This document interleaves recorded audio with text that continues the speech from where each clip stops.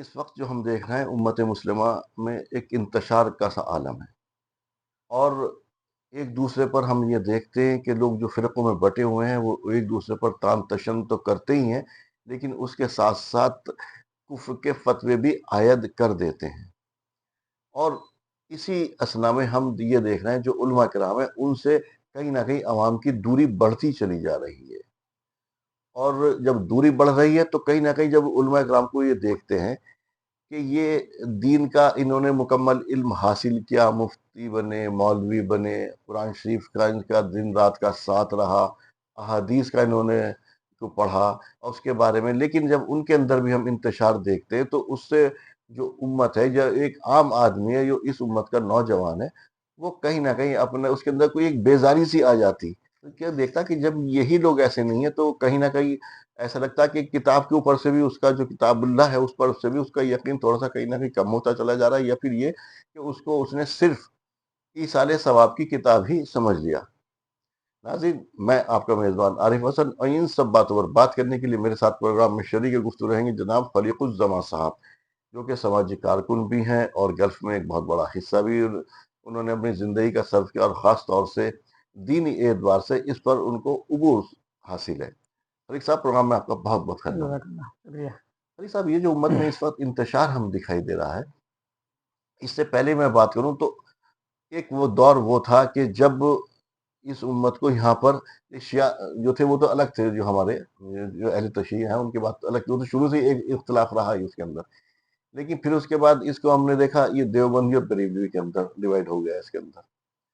अब तो हम ये देख रहे हैं, चलिए उनके अंदर भी कुछ ना कुछ एक कह सकते हैं कि इस तरह की कुछ प्रॉब्लम रही या कुछ उनके जो यकीन था या जो ये दीन के अंदर जो कुछ भी कह सकें, कुछ ना कुछ उसके अंदर प्रॉब्लम थी उनको कि दोनों कहीं न कहीं अलग हुए। लेकिन इतनी दूरी भी नहीं होनी चाहिए थी जितनी इस वक़्त है कि एक-दूसरे के तान-तशन और कुफ्र के फतवे भी आयद कर देते हों। लेकिन अब तो हम ये देख रहे हैं जो कि जैसे अभी तबलीगी जमात का मिसाल ले लीजिए, कि एक ऐसा काम था जिसकी वजह से मुझे अच्छी तरह से याद है कि बचपन के अंदर मेरे कभी मस्जिद के अंदर ऐसा होता, कस्बे का जहाँ मैं रहने वाला हूँ, कभी भी असर की नमाज के अंदर नमाज असर में लोगों को इकट्ठा करना पड़ता था। तो जो उनका कारनामा है उसके लिए तो हम ज़रूर कहेंगे, उन्होंने मसाजिद जी, तो भर दी, लेकिन तरबियत इन सब से वो खाली रहे। ये एक तरबियत होनी चाहिए थी, लेकिन हाँ, कुछ ना कुछ तो उसके अंदर इज़ाफ़ा हुआ।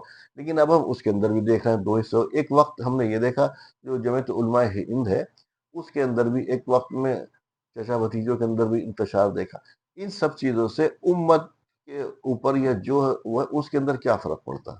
उसके उसके ऊपर क्या इसके असरात मुतासिर असरात पड़ते हैं? देखिए बहुत ही एक ज़रूरी और सेंसिटिव ज़ाहिर-सी इशू, हसास तो है। हसास मौज़ू है जी, और जिसको आपने छेड़ा है। लेकिन बहरहाल चूँकि हमारा भी समाज से और दीन से और मिल्लत से और उम्मत के अहिया से ताल्लुक़ है, वो इस तलबा वक़्त का तंज़ीम के तकाज़ा है, इस पे ज़माना बात वक़्त की का जाए। तकाज़ा भी है, तलबा तंज़ीम के ज़माने से भी हम लोग इससे जुड़े रहे हैं। तो मैं इसमें बात की शुरुआत, चूँकि वक़्त कम रहता है थोड़ा-सा, जी, तो उसमें बात सब कहनी है और कुछ काम की बातें आ जाएँ। तो सबसे पहले तो मैं यानी उलमा के मुस्बत रोल पे थोड़ी-सी बात करूँगा, कि जिससे कहीं ये तासुर ना चला जाए कि शायद उलमा का सब नेगेटिव ही रोल है, हाँ, मनफ़ी रोल है। तो बात पूरी होनी चाहिए। देखिए उलमाए कराम के रोल से हम इनकार नहीं कर सकते। उलमा ने बहुत कुर्बानियाँ दी दीन के अहिया में और ख़ुद अंग्रेज़ों को यहाँ से भगाने में। बेशक। अगर 2-4 लाख लोग मारे गए होंगे, अब शहीद तो नहीं कह सकते थे, कुरान हदीस में शहीद की अलग इस्तिलाह है, लेकिन बहरहाल उन्होंने जानें दी।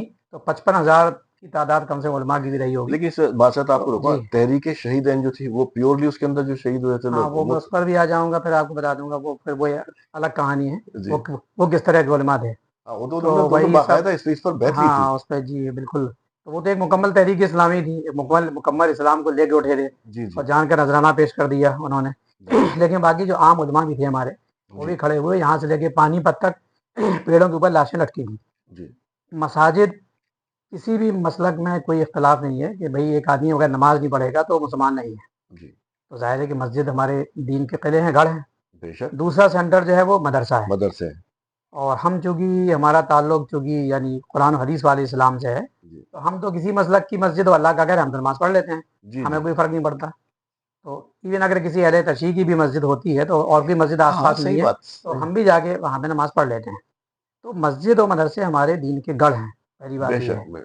तो दीन की जो बुनियादी तालीमात हैं उसको बचाए रखने के लिए, ज़िंदा रखने के लिए इनका बहुत बड़ा रोल है, उसको अंडर एस्टिमेट हम नहीं कर नहीं सकते। कर सकते। तो ये तो एक पहलू है बहरहाल, ये तो हमारी इसलिए सुनहरी कि तारीख है जो कि हाँ, अब बिल्कुल, तारीख का हिस्सा बेशक, बन चुका। बिल्कुल, बिल्कुल। और अभी भी तमाम मनफी रोल पे अभी हम बात करेंगे कि जो करना चाहिए था वो नहीं वो किया। नहीं किया गया। लेकिन इसके बावजूद भी इससे इख्तिलाफ नहीं है कि मतलब मस्जिद मदरसे से फ़ायदा नहीं है या मदरसे से कुछ भी, यानी इस्लाम ज़िंदा नहीं है, नहीं, ये नहीं, नहीं तो है। इस्लाम की अगर जड़ें हैं, हाँ, वो तो हाँ, बुनियाद है। जड़ है, बिल्कुल गढ़ है, उसमें लिए हमारे किले हैं वो, जी। उसकी हिफाज़त के लिए सब मिलके जो है लड़ाई लड़ेंगे। तो जहाँ तक उम्मत के ज़वाल का सवाल है तो उस पे भी मोटी-मोटी किताबें लिखी गई, लंबी-लंबी बहसें हुई, बहुत सारे रीज़न्स हैं, सो मेनी रीज़न्स हैं। तो आज का जो हमारा टॉपिक है ना, तो ये है कि उलमाए कराम का मुस्बत रोल क्या है, जी। उस पे अलग से गुफ्तगू हो सकती है। और ना ये रोल है कि उम्मत में सारे ज़वाल की ज़िम्मेदारी उलमा की ही है, ऐसा भी नहीं, उम्मत भी कम ज़िम्मेदार नहीं है, स्कॉलर्स, दानिश्वर, लीडरान और कायदीन सब के सब ज़िम्मेदार हैं। जी। तो अब ले देखिए यहाँ चूँकि आज का मौज़ू उलमा है, इसलिए मैंने ये बुनियादी यानी भूमिका इंट्रोडक्शन के तौर पे बात रखी है। जी। अब इस पर आ जाते हैं कि आखिर इस यानी इस ज़वाल में इनका यानी कितना हिस्सा है और इसको इन्होंने रोका क्यों नहीं या रोकने में क्यों नाकाम है। देखिए असल में यहाँ जब यानी अब कहाँ से शुरू किया जाए, यानी खिलाफत उस्मानिया, जी। बनु अब्बासिया, बनु उमैया और पीछे आइए कि नबी सल्लल्लाहु अलैहि वसल्लम के दौर के बाद 4 खुलफाए राशिदीन जी। और 5वें कुछ गैप के बाद उमर बिन अब्दुल अज़ीज़ जी, वो रज़ी अल्लाह आठ ताला, जो हाँ, 8वें खलीफा थे। 8वें। तो इसके इसके अलावा बाकी जितनी भी हुकूमतें थी वो नाम खलीफा था लेकिन कहीं न कहीं मुलूकियत थी। मलूकियत और थी। इसी वजह से इमाम हुसैन रज़ी अल्लाह ताला अन्हु ने करबला के मैदान में कुर्बानी दी, जिसका सबक लोग भूल गए हैं। जी। ढोल ढोल ताशे और सीना कूटना तो याद रहा, पहले तशी के अलावा कुछ सुन्नी लोग भी करते हैं, लेकिन रोल क्या था? क्यों कुर्बानी दी वो उसको भूल गए। हकीकत बात ये है, वो जो जी, कुर्बानी थी वो सिर्फ़ इसलिए थी कि जो खलीफा को नामज़द किया जा रहा था, जी, वही कुर्बानी के आज तक ये होता चला आया कि इस तरह से वो कि एक मशवरा होता था, उसके बीच में जो तय पाता था उस हाँ, यानी अ, इस्लाम के सियासी निज़ाम में खलल आ रहा था खलल आ रहा था। और जी। बाप के बाद बेटे का निज़ाम बन रहा था। अभी जो आपसे अलग से गुफ्तगू हो रही थी कि जी। बाप के बेटे सब लोग यज़ीद को यानी ख़राब कहते हैं और प्लस ये कि बहुत शान और शौकत से रहता था और अमीर मुआविया रज़ी अल्लाह तआला अन्हु उसको जो है नॉमिनेट कर दिया। लेकिन एक बात मैं कहता हूँ जो थोड़ा-सा लोगों को हो सकता है कड़वी लगे, पूरी उम्मत नाम तो इमाम हुसैन रज़ी अल्लाह तआला अन्हु को लेती है, लेकिन सबको यज़ीद का करैक्टर ही पसंद आया है। जितनी तंज़ीमों के नाम आप ले रहे हैं, सबके सब में बाप के बाद बेटे वाला निज़ाम और यहाँ तक कि 2 टुकड़े हो गए। अब उनके नाम हम क्या लें? अभी आपने चचा-भतीजे की बात की, उसके अलावा खुद तबलीग जमात जैसी जमात जो नमाज़ के लोगों को इकट्ठा कर रही थी, उसमें भी 2 टुकड़े हुए, मौलाना बिल्कुल। ज़ुबैर ज़ुहैर वाला ग्रुप, मौलाना साद वाला ग्रुप, एक लाट शाह की मस्जिद में हेडक्वार्टर बना, एक वो निज़ामुद्दीन वाला है ही है। तो जहाँ देखेंगे आप, और ख़ुद हमारी जामा मस्जिद बड़ी मशहूर है, उसमें जो है आप देखिए अब्दुल्ला बुखारी, फिर अहमद बुखारी, फिर शाबान बुखारी, फिर यहिया बुखारी, मतलब हर जगह आपको ये यज़ीदियत बड़ी नज़र आएगी। बाप के कड़वी बाद बेटा, कड़वी और बड़ी कड़वी एक सच्चाई। हकीकत आपने कही हाँ, कि नाम तो लेते हैं हुसैन हज़रत का लेते हुसैन हैं, रज़ियल्लाहु बिल्कुल, का, लेकिन लेकिन सबको यज़ीद का किरदार पसंद है। अमल यज़ीद के हाँ, किरदार पर हो रहा तो है। एक तो वहाँ पर ये है, जी। बाप के बाद बेटा। दूसरे कुर्बानी का जो मकसद था, वो मकसद था कि खलीफा लोवेस्ट स्टेज पे रहता था, जी। ऐशो-इशरत से नहीं रहता था और आवाम की गाढ़ी कमाई का पैसा जो बैतुल माल का था, उसको अल्लाह की और आवाम की अमानत समझता था। जी। जी। वो चीज़ भी बाकी नहीं रही। कहीं आप हिसाब किताब, मुफ्ती तारिक जमील देवबंदी आलिम हैं, उन्होंने ये बात कही कि यानी उन्होंने एक तंज़ीम का, जमात का नाम लिया कि मैं उसका मेंबर नहीं हूँ, लेकिन मुझे बड़ी इसकी खूबी पसंद आई। इनके यहाँ बाप के बाद बेटे का निज़ाम नहीं है, इनके जी। यहाँ एक-एक पाई का हिसाब किताब है, इनके इदारे बहुत अच्छे चल रहे हैं। जी। तो ये असल में बहुत बड़ी खराबी है। उसमें आप देखेंगे 1824 से अब आप ले लीजिए, ये सब चला आया, बाप के जी। बाद बेटा जी। वो ऐश कर रहे हैं और बहुत ही सोने के महल और फलाना और क्या-क्या, और लंबी पूरी एक दास्तान है। और आज भी सऊदी अरब के अंदर तो कोई जो है टॉयलेट की शीट सोने की अपनी जी। जी। बेटी को दिए दे रहा है, जी। कोई सोने का जहाज़ है। अभी ट्रम्प साहब को उन्होंने डोनेट कर दिया, अब पता जी। नहीं जी। गाज़ा के मिटने हाँ, की खुशी में डोनेट किया, क्या किया उन्होंने। उस उसमें पे भी बात जैसे करेंगे इंशाल्लाह अलग से ऊपर। ढेरों करोड़ रुपए। तो कहने का मतलब ये है कि 1824 के बाद जो कुछ भी रही सही थी, जिस शक्ल में थी, वो खिलाफत भी खत्म हो गई। वो खत्म भी वो भी डॉक्टर खत्म। इकबाल ने जिसको कहा कि चाक कर दी तुर्क नादा ने खिलाफत की ख़ुबा, जी। तो औरों की सादगी औरों की देख, मोमिन की सादा लोही देख। जी। ये इन्होंने उसको कौमियत के नाम पे, तुर्की कौमियत और अरब कौमियत के नाम पे उसको चकनाचूर कर दिया। अब इसी के ऊपर हम आ जाते हैं। जी। यहाँ पर जो है पूरी दुनिया पे अंग्रेज़ों का जो कब्ज़ा हुआ और फ्रांस और इंग्लैंड ख़ास तौर से, और 1-2 चेले और थे उनके, हॉलैंड और पुर्तगाल वगैरह, लेकिन मेन फ्रांस और जी। इंग्लैंड, तो जी। इंग्लैंड का ही कब्ज़ा था पूरी दुनिया में। फ्रांस कहते हैं कि इंग्लैंड ये था। हाँ, कहते हैं उसकी सूरज उसका डूबता नहीं था। उसी में हमारे मुल्क पे भी उनका कब्ज़ा हो गया। अब हम यहाँ उलमा के रोल पे आते हैं। जी। 1857 में बहादुर शाह ज़फ़र को अपना लीडर मान के यहाँ के मुसलमानों ने बेशुमार कुर्बानियाँ दी कि हम मिलके हिंदू मुसलमानों, कुछ ने गद्दारी भी की। जी। जी। आपका सिंधिया और यानी ग्वालियर के, वो होलकर आपके इंदौर के, मीर अब जावेद मीर सादिक तो सब लोग कितने जानते बड़े हैं। देश भगत वो अपने को बने, क्या सबके सामने इतिहास जो है गवाह है। लेकिन इसके बावजूद भी हिंदू मुसलमान मिलकर लड़े, सबने बहादुर शाह जफर को लीडर माना, जिसमें रानी लक्ष्मीबाई और तांतिया टोपे जी जी और इसके अलावा बहुत सारे नवाबीन और बहादुर खां वगैरह फलां, वो सब के सब जी इसमें शामिल हुए और अंग्रेजों से लड़ाई लड़ी। अगर ये गद्दारी ना की होती तो 100 साल 90 साल पहले भारत आज़ाद हो चुका आजाद हो होता चुका होता है। जी 1857 में, लेकिन भारत के खिलाफ हो गया। अब वही बात फिर आ रही है जिसमें 55,000 उलेमा को मार डाला उन्होंने, लटका दिया, और 2-4-5 लाख लोगों को इन्होंने मार डाला, चुन चुन के उन्होंने बदला चुन लिया चुन के बदला लिया। साल 1.5 साल तक। अब यहाँ हुआ क्या? अब यहाँ से आप उलेमा का रोल देखिए, आप कितना जी डाउनफॉल हुआ।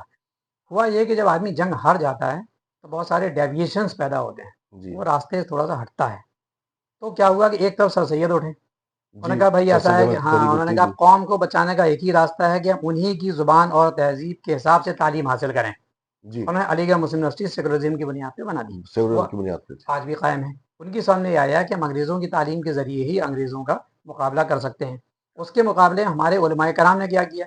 उलमाए कराम ने ये कहा कि भई अब बहुत सारा दीन हमने पेश किया। सईद अहमद शहीद जैसे लोग सही जो बात। जी मुकम्मल दीन को लेके उठे थे, जी जी वो तो एक तहरीक इस्लामी थी, इस्लामी मूवमेंट जी था, जी और वो जाके बालाकोट में शहीद हो गए, कुछ नहीं कर पाए। जी तो एक शिकस्त खुर्दा कौम जैसी होती है, हारी हुई जंग, हारी हुई बाज़ी। जी तो उन्होंने क्या किया कि अपना देवबंद का एक मदरसा बनाया, और नीयत उनकी रही होगी चलो बुनियादी चीज़ें कलमा, नमाज, ये वो, गुस्ल के मसाइल, वज़ू के मसाइल, इसी को ज़िंदा हम रख लें।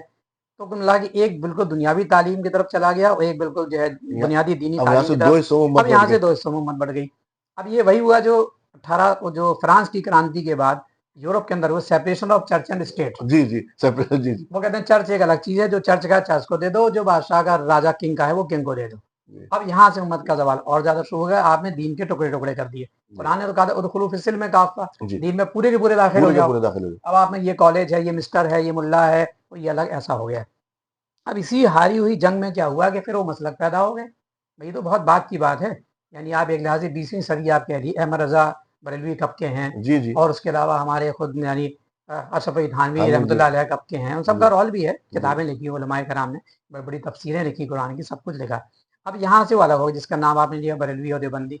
अब इस वक़्त का अगर आप जायज़ा इंडिया का ले लेंगे, तो मैं अपने मोटे-मोटे अंदाज़े से कहता हूँ कि तकरीबन 35% लोग बरेलवियों के साथ हैं, 35% लोग देवबंदियों के साथ हैं, 70, 10% शिया हैं तो 80, और 2-3% लोग अहले हदीस भी हैं। उसके अलावा 17% लोग कुरान और हदीस वाले दीन या तहरीक इस्लामी के साथ हैं। तो जी ये इस वक़्त की यहाँ की डेमोग्राफी है पूरी की पूरी। जी। अब यहाँ जो इनका रोल होना चाहिए वो क्या, वो सिमट के रह गए मस्जिद और मदरसे तक। हाँ वहाँ ये बहुत बड़ा एक हादसा है कि जो मुकम्मल दीन उनको पेश करना चाहिए था, भई उलमाए किराम ने तर्जुमा लिखा।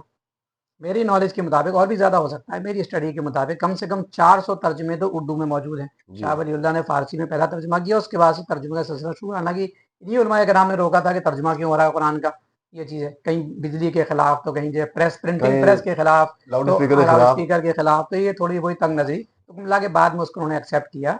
तो ये सारा होते-होते अगर आप देखेंगे तो 1857 और उसके बाद से लेके फिर देवबंद की तहरीक और हमारे सर सैयद की तहरीक से लेके अब यहाँ क्या हुआ, वो सिमट के मस्जिद मदरसे तक रह गए। तो आज ज़वाल को दूर करने की अगर कोई कोशिश होती, यानी आप कुरान हदीस से जोड़ते उम्मत को, वो काम नहीं किया। मैं एक सवाल करता हूँ अक्सर उलमाए कराम से, जी ये बताइए कि इन उलमाए कराम ने मान लो 400 तर्जुमे लिख दिए, और मेरे ख्याल से 50-60 तो तफसीरें कम से कम जी होंगी, जी जी और भी हो सकती हैं 50-60 तफसीरें, उर्दू की बात कर रहा हूँ खाली, जी हिंदी इंग्लिश के अलग, और हर ज़ुबान में मौजूद है। तो किसके लिए लिखा था? हम जैसे लोगों के लिए। भाई उलमा को तो अरबी आती थी, वो आखिर आवाम के लिए लिखा था ना, कि जिनको अरबी नहीं आती वो कुरान को समझें और दीन पे अमल करें। लेकिन इसको उन्होंने हाईलाइट नहीं किया। आप देखिए कहीं भी किसी भी मसलक की मस्जिद में जाइए तो अलग से किताब रखी रहती है, नाम भी मैं नहीं ले रहा हूँ, या लेवीदु क़ससुल अंबिया कहीं पढ़ी आ रही है, कहीं हाँ। फ़ज़ाइल अमाल पढ़ी आ रही है।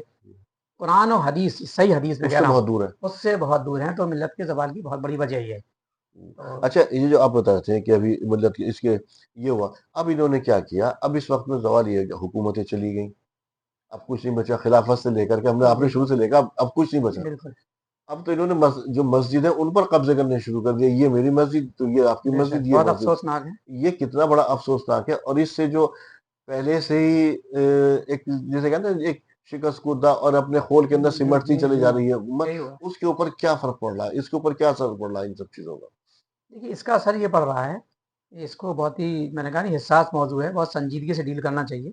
बातचीत में कहीं ये ना हो जाए कि उलमा कुछ नहीं कर रहे हैं। जी, उलमा का अपना रोल था और है, और आइंदा भी रहेगा। जो होना चाहिए वो नहीं है। वो मैं नहीं है। मैं फिर इस बात को दोहरा रहा हूँ, उनका एहतराम अपनी जगह। हम हर मसलक के कोई भी आलिम हो, हमको वारिसीन अंबिया कहते हैं और हम उसी तरह से रिस्पेक्ट करते हैं।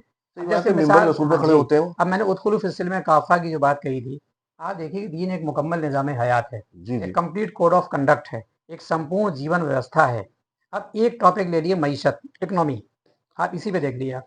मैं किसी मस्जिद के अंदर भी जमात से नमाज़ पढ़ता हूँ और आप भी पढ़ते होंगे, हर मस्जिद के बाद के मैं पाँचों नमाज़ों के बाद 365 दिन, कोई दिन बाकी नहीं आता, 365 दिन कोई ना कोई मेंबर के पास से खड़ा होता है। वो मांगने वालों को छोड़ दिए हाँ, कि ये उनको है वो ऑपरेशन, उनको छोड़ दिया ऑपरेशन है, ये है वो भी, इस तरह मांगना इस्लाम में सही नहीं है। लेकिन वो खड़े होते हैं, मैं फलां जगह से आया हूँ जी। और साहब वहाँ लैंडर नहीं है, वहाँ टीन शेड है, वहाँ राशन खत्म हो गया है, वहाँ ये खत्म हो गया है। अब इनसे पूछे क्या नबी और सहाबा के दौर में क्या इसी तरह से ऐलानात होते थे? गोया कि पूरा इकोनॉमिकल सिस्टम जो पूरी दुनिया के मुसलमानों और आम इंसानों की गुर्बत का इजाला कर सकता था, गरीबी उन्मूलन का प्रोग्राम था, हुँ। आपने खाली मस्जिद मदरसे के चंदे तक महदूद कर दिया। आप तो खुद ही आपने रोल को महदूद कर लिया। आपको तो उम्मत लीडर मानती, आपको आगे चलाती। ये जो सेकुलर टाइप की लीडर आगे आगे हैं, इनको लीडर नहीं मानती। उम्मत आज भी अगर आगे बढ़ेगी तो जो कुरान और हदीस की बुनियाद पर उलमाए कराम है वो जब लीडरशिप में आएंगे। लेकिन लीडर उसको कहते हैं जो सारे दीन की बात करे, जो सारे निज़ाम हयात की बात करे। आपने पूरी इकनॉमी को खाली समझ दिया, ज़कात हो, सदकात हो, खैरात हो, सब आप मस्जिद मदरसा। आप बताइए सूरह तौबा की आयत नंबर 60 है, जिसके अंदर 8 मद्दात हैं, उसमें जो कहाँ मदरसे का है? उसमें भाई कोई उसके मतलब अंदर तो कितनी सारी चीज़ें हैं, जो जेल में कैदी हैं उन पे खर्च करना है, तालीफ कल्ब उसके अंदर है, मुसाफिर उसके अंदर है, in the way of Islam है, for the establishment of Islam है, और गरीब है, मिस्कीन है। कहीं कोई नहीं कहता कि किसी बच्चे की फीस जमा करनी है, कहीं कोई नहीं कहता फलां अपनी बीवी का ऑपरेशन नहीं करा पा रहा है, बस खाली मस्जिद मदरसे का चंदा। तो गोया कि आपने, जैसे आपने कहा था अभी, कि खोल में आपने अपने आप को एक सेल के अंदर कछुए की तरह आपने बंद कर लिया है। तो उम्मत में वो जो इज्जत होनी चाहिए वो नहीं हुई। इस इज्जत एहतराम को दोबारा बरकरार करने की ज़रूरत है। अच्छा, एक चीज़ और दरअसल मैं जानना चाह रहा हूँ। एक तो ये उसके बाद डिवाइडेशन के बाद ये खुद कायद नहीं बन सके, लीडर। और जो अगर कोई लीडरशिप उभरी भी है, पूरी दुनिया की बात कर रहा हूँ, तो उसके खिलाफ सबसे ज़्यादा खड़े होते कौन है? उलमा कराम, बहुत माज़रत के साथ। सही कह रहे हैं हम। असल में क्या उसकी है, जब आपके आपके मकासद जब महदूद हो गए, इस्लाम ने महदूद नहीं किया, इस्लाम ने ला महदूद किए हैं। जी, पूरा दीन आपके सामने था, पूरी कौम को लीड करते हैं, आपने खुद महदूद कर लिया। आप चंदे तक महदूद हो गए और आप मस्जिद और मदरसों, मस्जिद की इमामत और मदरसे में यानी मोहल्ले पढ़ाने तक महदूद हो गए। मैं मानता हूँ, इस बात का एतराफ़ करता हूँ कि सैलरी बहुत कम है और बेशक। बेहतर होना चाहिए। बहुत ही कसम पुरसी की और कम की हालत में वो जीते हैं, और फिर उसमें कुछ गड़बड़ियाँ होती हैं। जो ज़्यादा चंदा कर लेता है वो सैकड़ों एकड़ ज़मीनें भी खरीद लेता है, तो वो सब भी है, वो सब भी आता रहता है। और सैकड़ों करोड़ और हजार हजार करोड़ के बैंक बैलेंस के साथ लोग जेल चले गए।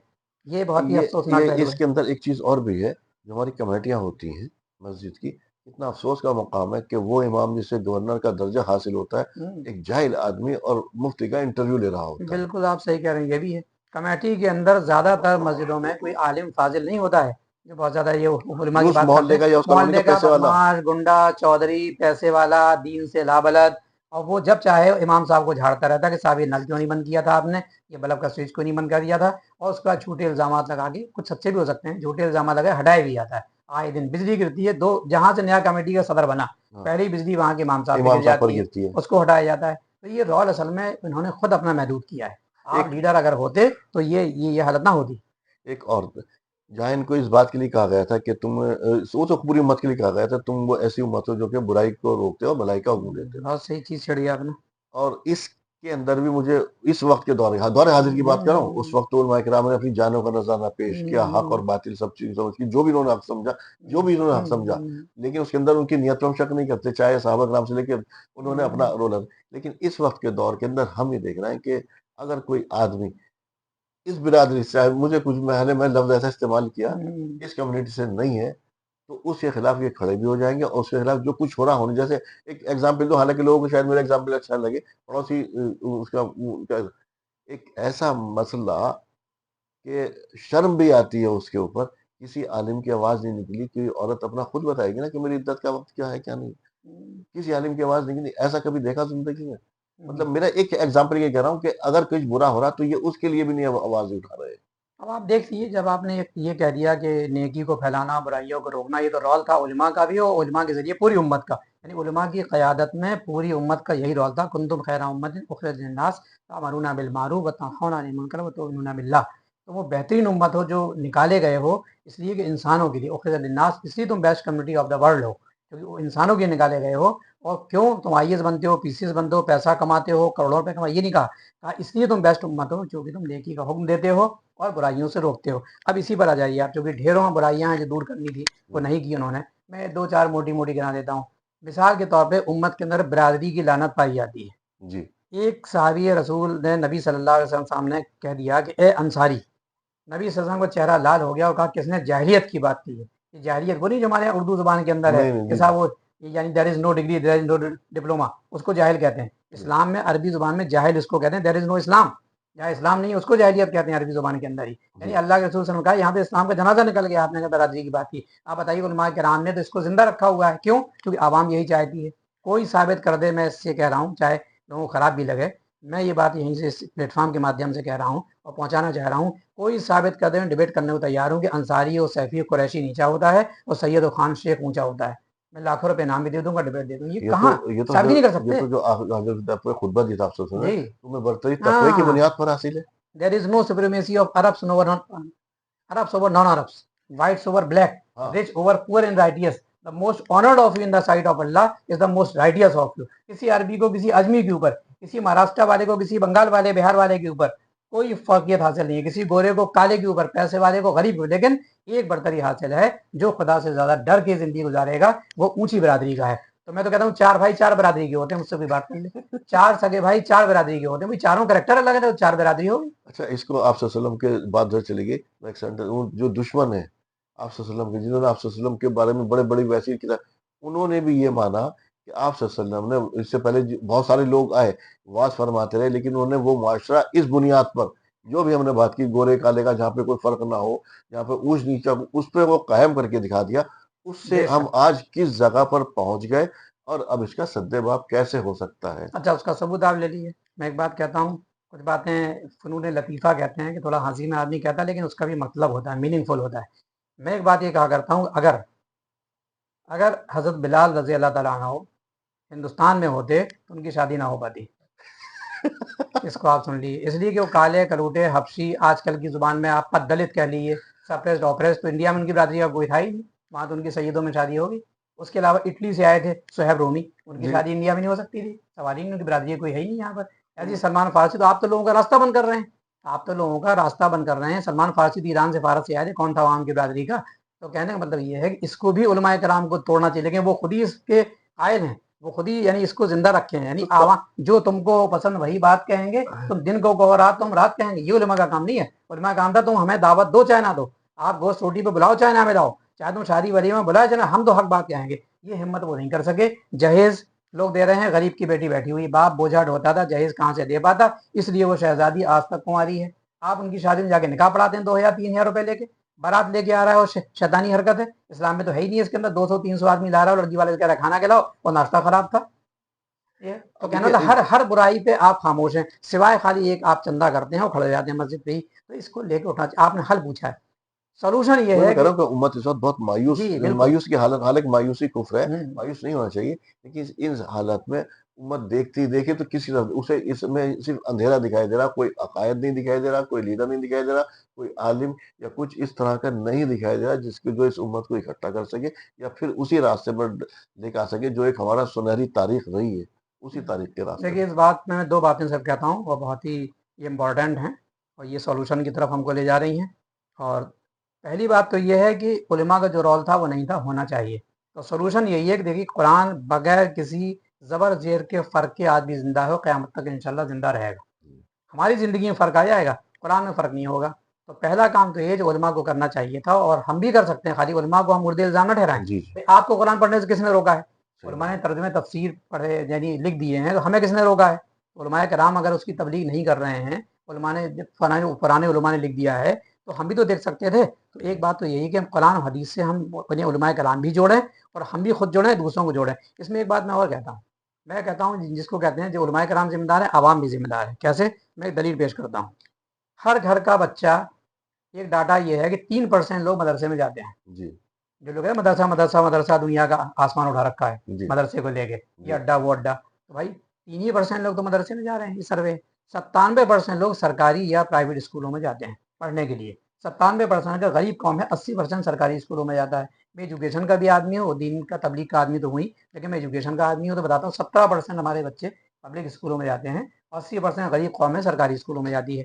तो 97% तो लोग जा रहे हैं। अब इन 97% से मैं कह रहा हूँ, वो 3% से भी कह रहा हूँ, 97% से कह रहा हूँ कि मैं अगर आपसे कहूँ कि साहब बच्चे से कहो अलिफ लैला की दास्तान एग्जाम में लिख के चला है, एनसीईआरटी में यही है, तो आप कहेंगे नहीं बिल्कुल नहीं मानेंगे, हम तो एनसीईआरटी की किताब खरीदेंगे, बच्चे से कहेंगे इसको पढ़ो, कोचिंग भेजेंगे। तो यहाँ तो आप बड़े हाई अलर्ट हैं। जी।